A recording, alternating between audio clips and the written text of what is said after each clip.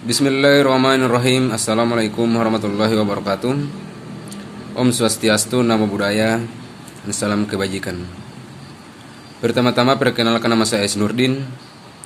Saya mahasiswa dari Universitas Negeri Gorontalo, Fakultas Ilmu Sosial, jurusan Ilmu Hukum dan Kemasyarakatan, Program Studi Pendidikan Pancasila dan Kewarganegaraan. Selain umat yang beragama, tanpa pula kita panjatkan puja dan puji syukur kehadirat Allah Subhanahu wa taala.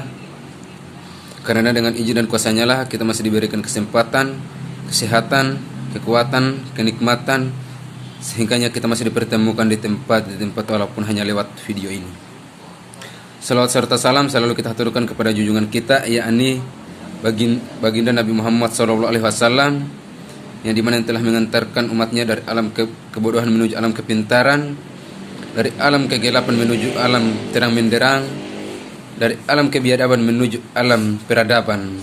Semoga ajaran beliau masih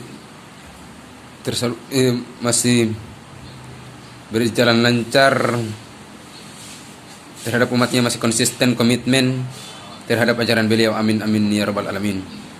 Adapun tujuan pembuatan video ini adalah untuk persyaratan UTS ataupun ujian tengah semester mata kuliah Sosiologi Politik yang dosennya Bapak Roni Lukum SPD MSc.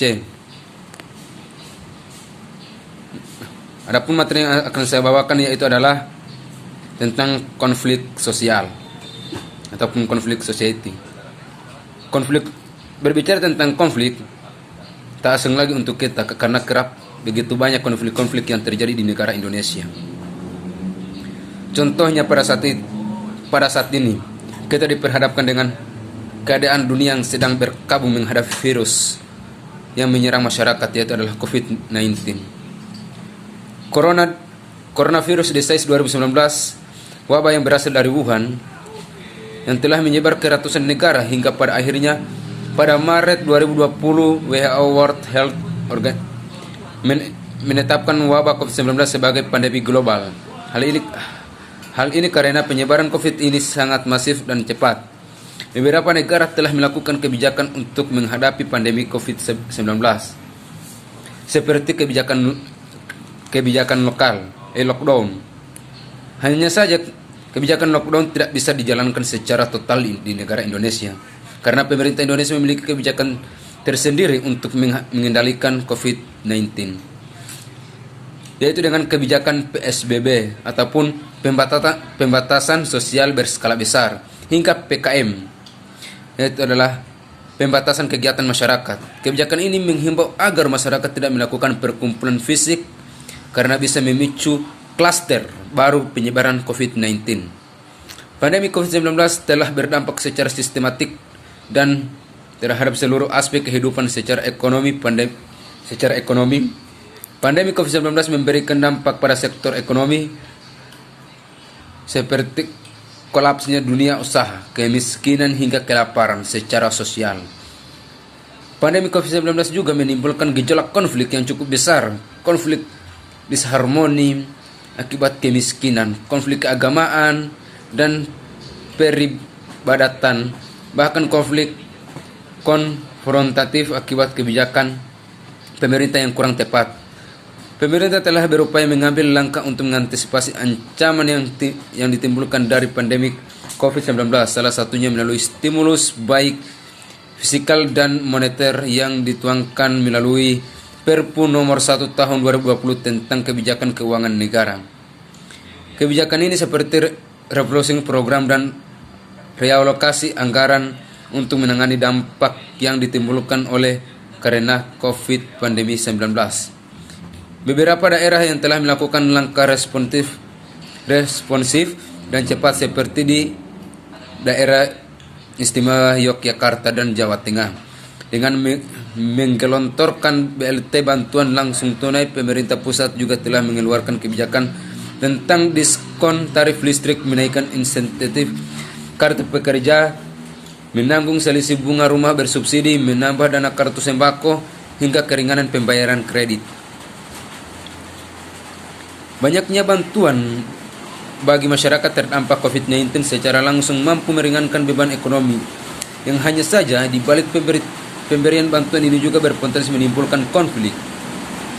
Karena berasumsi bahwa setiap masyarakat yang mengikuti proses perubahan melalui pertikaian maksudnya adalah untuk kondisi masyarakat yang berbeda itu karena adanya konflik yang di masa memunculkan berbagai respon masyarakat. Masyarakat ini intinya memberikan kontribusi adanya disterilisasi dan perubahan sosial. Konflik bisa muncul dari mana saja, baik dari karakteristik individu masyarakat, kelompok, interaksi sosial, serta terjadinya ketimpangan dan kalangan. Hanya saja perlu menjadi perhatian adalah perasaan frustasi dan ketidakpuasan sosial. Perasaan ini diindikasikan dari kegelisahan masyarakat yang bisa menjadi pembenaran justifikasi suatu pihak agar melakukan tindakan antagonistik. Pada masa pandemi COVID-19 saat ini, konflik yang masyarakat yang tidak bisa dihindari, banyak konflik yang terjadi seperti beberapa masyarakat tidak setuju terhadap new normal. Hal ini karena pada saat itu kurva kasus aktif COVID-19 belum melandai, membuat keadaan semakin tidak kondusif. Hanya saja sebagian masyarakat setuju dengan diterapkan new normal. Dengan new normal, masyarakat bisa melakukan aktivitas seperti luar biasanya, seperti yang tetap mematuhi protokol kesehatan. Berkaitan dengan penyaluran bantuan sosial, rentan menimbulkan konflik horizontal. Secara horizontal muncul stigma dan gejolak di kalangan masyarakat. Gejolak ini bisa terjadi apabila bansos yang diberikan tidak tepat sasaran. Tidak menutup kemungkinan terjadi kecemburuan dan disharmoni antar masyarakat yang berpotensi menimbulkan konflik sosial berkepanjangan. Gejolak bisa berubah secara vertikal apabila konflik tidak ditangani secara baik. Hal ini karena sebagian masyarakat menuding pemerintahan yang tidak adil dan tidak tepat pada pemberian bantuan tersebut. Pemerintah Indonesia sejatinya telah mengupayakan agar pemberian bantuan sosial itu tersalurkan secepat mungkin. Hanya saja seringkali proses pendistribusian bantuan sosial ini dinilai lambat. Imbasnya mengarah pada meningkatnya rasa frustasi dan ketidaktenangan sosial. Terlebih, masalah semakin rumit apabila proses distribusi bantuan sosial cenderung tebang pilih pada titik ini. Bisa jadi terdapat aktor yang menggunakan kegelisahan tindakan antagonistik untuk mencari keuntungan seperti pandangan konflik instrumentalis oleh. Sehubungan dengan isu tersebut,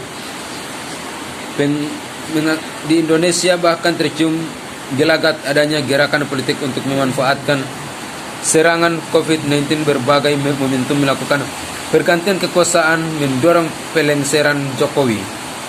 Di balik pemberian bansos senjata terdapat permainan aktor pada kegelisahan masyarakat yang menggunakan identitas etnis sehingga memicu konflik horizontal sehingga terjadi di Bangka Belitung. Berbagai macam problematika ini sangat memerlukan langkah-langkah yang baik, cerdas, benar, dan bijaksana dari seluruh pihak. Konflik bukan tanggung jawab pemerintah semata-mata, melainkan tanggung jawab seluruh pihak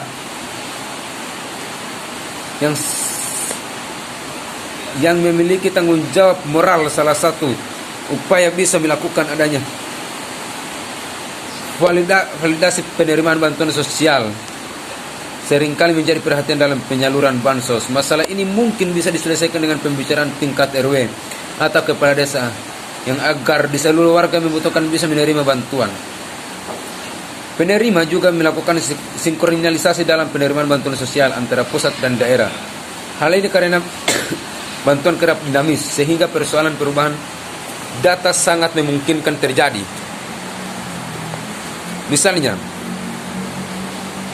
domisi perubahan profesi. Oleh karena itu, sinkronisasi selama pemberian bantuan sosial diperlukan agar bisa mencegah penerimaan bantuan sosial menerima bantuan lebih dari sekali. Dalam berbagai cara ini, penerima bantuan sosial bisa lebih tepat sasaran. Sejatinya terdapat banyak pelajaran hikmah yang diperoleh dari pandemi COVID-19. Terlepas dari konflik yang muncul, pandemi COVID-19, solidaritas dan golongan royong. Gotong royong pada masyarakat semakin menguat. Masyarakat tidak lagi memandang rasa, suku, ras, agama, hingga budaya. Wabah COVID-19 telah mengajarkan agar masyarakat saling mengingatkan karena mereka sedang mengalami penderitaan serupa. Oleh karena itu, setidaknya masyarakat bisa bersatu, saling memberikan dukungan dan semangat.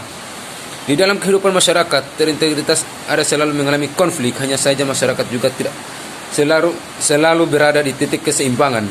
Dinamika kehidupan masyarakat sejatinya bersifat fleksibel dan dinamis. Adanya masalah masyarakat itu berkonflik, adanya masalah pula konflik tersebut meredam, menghilang perbedaan ini dirasa wajar. Maka dari itu masyarakat tidak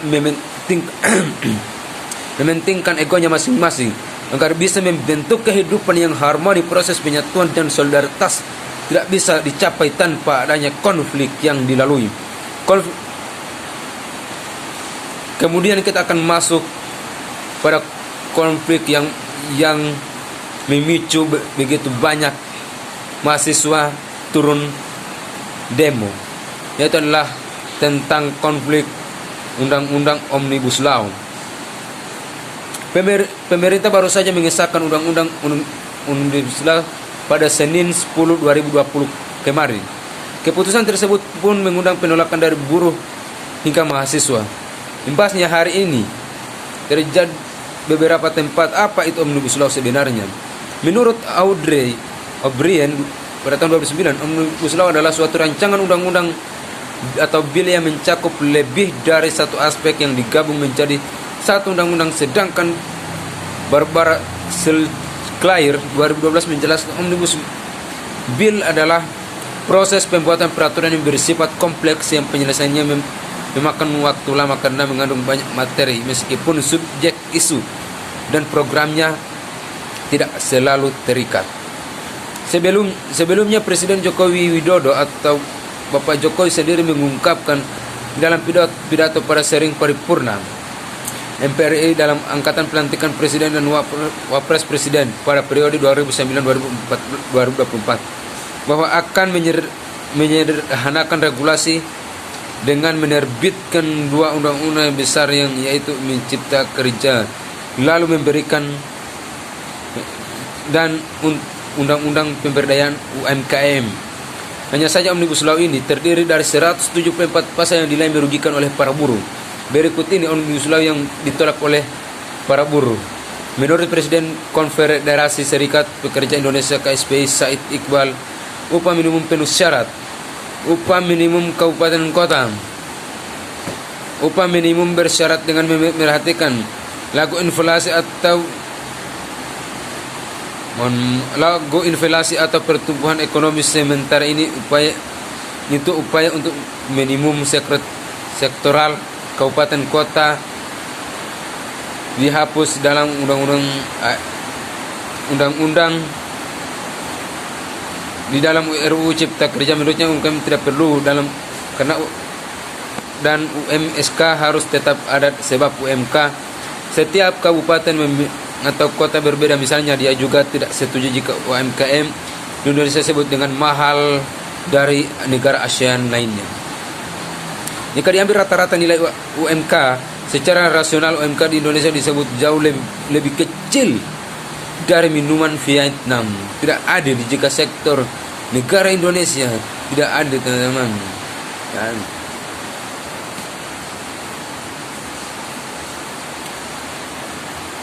jika sektor otomotif seperti Toyota, Astra dan lain-lain, atau sektor pertambangan seperti Freeport, nikel di Morowali dan hal-hal lain, hal ini UMKM-nya sama-sama dengan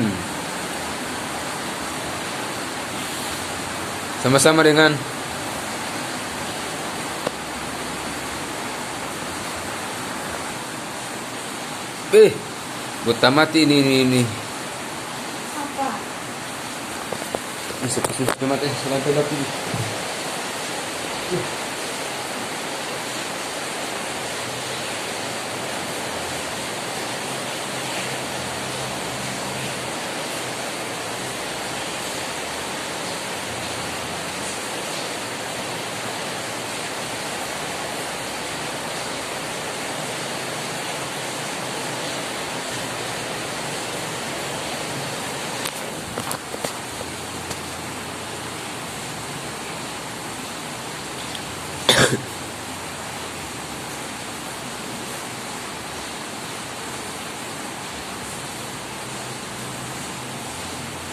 Aduh, bagi.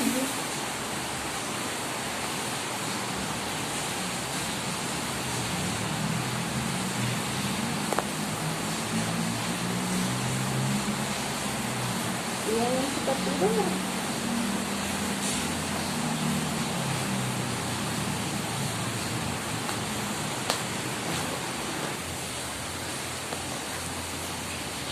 Sekian, itulah dari saya. Lebih dan kurangnya saya mohon maaf. Saya bukanlah seorang sastra yang dapat mengukir kata menjadi kalimat yang indah, melainkan saya hanyalah manusia biasa, tidak dapat luput dari kesalahan. Jika ada kata-kata yang benar yang sempat terucap oleh mulut saya, itu datangnya dari diri saya sendiri. Dan jika ada kesalahan yang sempat terucap oleh mulut saya, itu juga datangnya dari diri saya sendiri. Karena pada hakikatnya setiap manusia harus mempertanggungjawabkan kata-katanya baik ataupun benar. Jadi saya mempertanggungjawabkan kata-kata saya. Mungkin cuma itu yang saya bisa sampaikan. Sekian, billahi taufiq wal hidayah. Wassalamualaikum warahmatullahi wabarakatuh.